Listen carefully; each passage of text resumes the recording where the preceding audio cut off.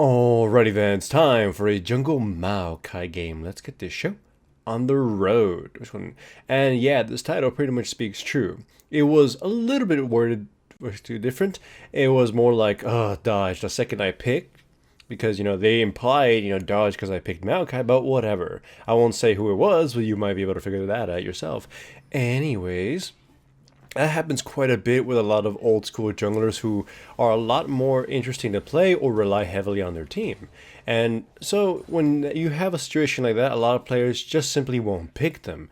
Back when Trundle, before he got, nerfed to the ground alongside a lot of other Tiamat junglers, I would pick him. People would say the same thing, but I would pick him in situations where he would be great. In this case, I picked Maokai because look at their team comp. I can just pretty much they're all armored champions, or I mean, they'll be all be stopped by armor, and I'll be in the front lines, just slapping them around with crowd control. So essentially, Glacial Shroud items are godlike against this team. Anyways, I duel the Pantheon a little bit for the Scuttle, and I managed to snag it. Notice that he's level 2, okay? He is way weaker than me.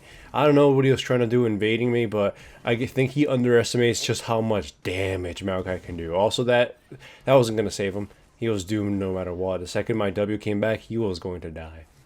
So yeah, pretty good. And like I say in almost every single Maokai video, Maokai's early game is severely underestimated. He does a whole mess of damage, both in his auto attacks and his abilities, which are pretty spammable when he has the blue buff. And yeah, essentially, I don't know if it's the same as way back then. Maokai's always had really high starting AD. His AD growth, I think, used to be high. I don't know if it's as high anymore, but it was ridiculous to the point where you could actually go Trinity Force Maokai. And in fact, at some point, it was the build to go with him. Mid lane, though. Then they made his jungling a lot better, and the rest is history now. But yeah, essentially the goal of this game is to buy cooldown reduction and armor. So Glacial Shroud items are great. I will bypass Spirit Visage entirely and go straight for the Righteous Glory. You can see my teammates deciding to dive a Yasuo who had his ultimate up and has already had 2 kills. Not a good idea. We're not off to the best start. I mean, I am. My teammates are not. Anyways, easy peasy, get the Garen here. You can see I don't even use the W immediately. As soon as he makes quite a bit of distance, I grab him, just basically securing he's going to die. This is one of those things that makes a lot of these toolbox kind of champions a lot weaker in the hands of more novice players. Essentially, they just burn their abilities the second they can do it. Here, like, for example, the Mordekaiser is an example of that. I used my ultimate and I was going to chain CC this Yasuo down and we would have been able to kill him. But Mordekaiser popped his own ultimate, dragging him into the Shadow Realm, making me completely useless. Basically making it a 1v1, and he was already losing 1v1s. So that's the kind of situation novices do, with just burn all their abilities instead of using them, in a proper way. Like again, here I just walk up to him, slow him down, put my baby in front of him just so the slow will catch him as soon as he's out of my W. Just a proper usage of CC. And again, I'm gonna sound like a dead record here, or a broken record here. A lot of scrubby players just as soon as the cooldowns are off, they just smash everything. Here the Mordekaiser is extraordinarily cowardly, and if he had just joined the fight a little bit earlier, he would have been able to kill the Yasuo before I got taken down. So Yasuo got a shutdown bonus from that, so in essence he came out ahead on that. Well, I mean, he's going to lose CS, so it's equalizing a little bit, but you can tell I'm pretty miffed by the mid lane performance. Either way, though, my team comp is going to absolutely crush them because we're pretty heavy set. I'm going to be the heaviest one in my team, and then we got 2 moderately tankier frontliners joining me. The enemy team just won't get through. They have their only initiation is Alistair, who, once he initiates, we can just pretty much ignore him. Also, if I do play my cards right, my ultimate will absolutely destroy them. It won't kill them, but it's going to set them up and prevent all their momentum from going through, and you'll see them just basically be picked off by the Caitlyn. Again, that is the main goal here. So, yeah, you can see I'm getting the Glacial Shroud so far. I got my Cinderhole going. They go after the Camille, but seeing as they're all melee again, they just have to resort to poor chases and getting caught and destroyed. right now on globetrotting. This Pantheon has been nullified. His early game was crushed, and I think he's probably, one of those players who's been seeing jungle Pantheon or Pantheon and wanting to play him, and doesn't fully understand his capabilities, because every time I see him or saw him gank, he wasn't doing enough damage to make the whole process of that worthwhile, so it's just kind of wasting time. And here is the pivotal moment of the game. At this point, the amount of damage the Yasuo can do is not enough to immediately slice and dice the Mordekaiser, and the Mordekaiser's damage is starting to ramp up. If their best player currently, the Yasuo, or at least their strongest player right now, cannot absolutely destroy somebody on my team, I know that he had my help there, the Mordekaiser, it's not going to go well. And if anything, me being there just going to showcase what's going to happen in team fights anyways. So, yeah. But this game so far seems to be, bad tower dives game, though. We've had, 4 bad tower dives? One top, 2 mid, and 1 at bottom. Yeah. Either way, though, it's 10 to 12. Not completely lost. My team's gold spread is properly mostly allocated.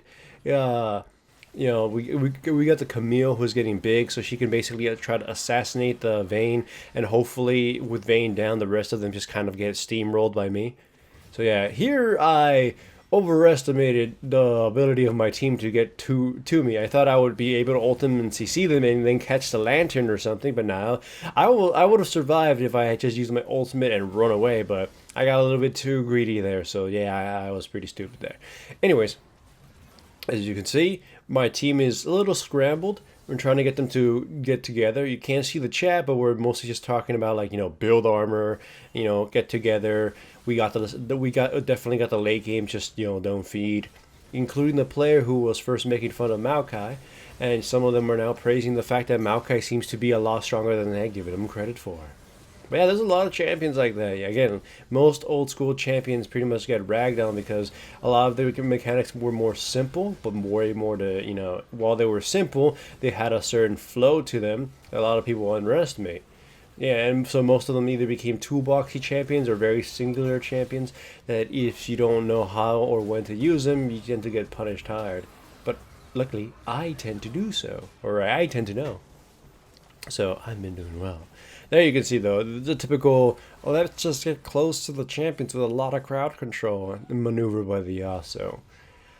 So yeah, Righteous Glory. Now you can see me by Randuin's Omen. I switched from the Glacier Shrouds to Randuin's since mostly I'm getting the blue buff, so my cooldown reduction is basically maxed out anyways.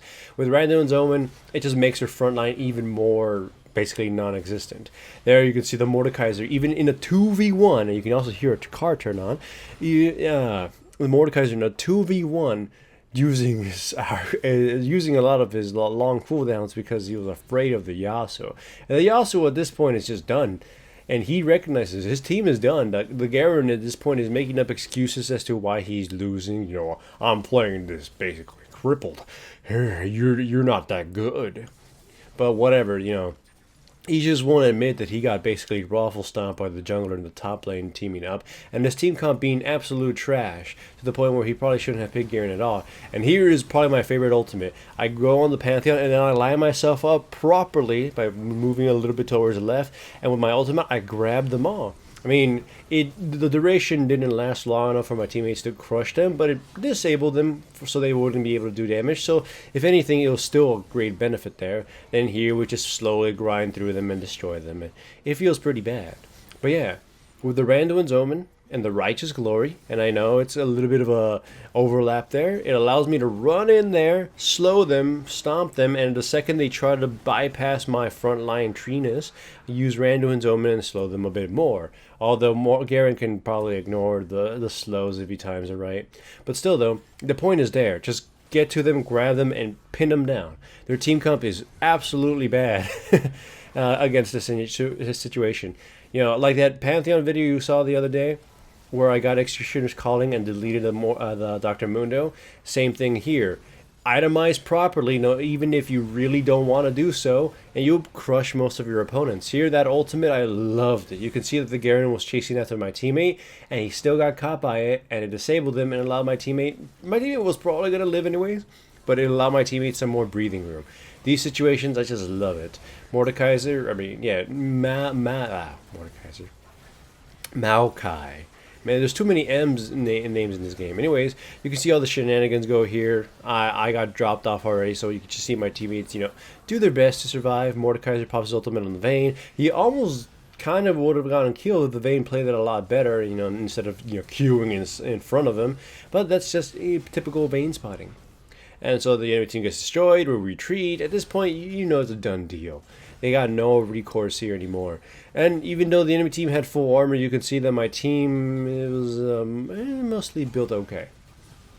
It was mostly, if I think, they weren't super fed, they wouldn't be building some of the armor items, but whatever. We take the inhibitor, and we go for the win. It's done. And again, I just love this because it showcases a lot of Maokai's power, his early game power, his itemization power, his chain CC power. How many champions can really do that nowadays, or are accepted nowadays? Most jungle tanks are just not there anymore. Ugh.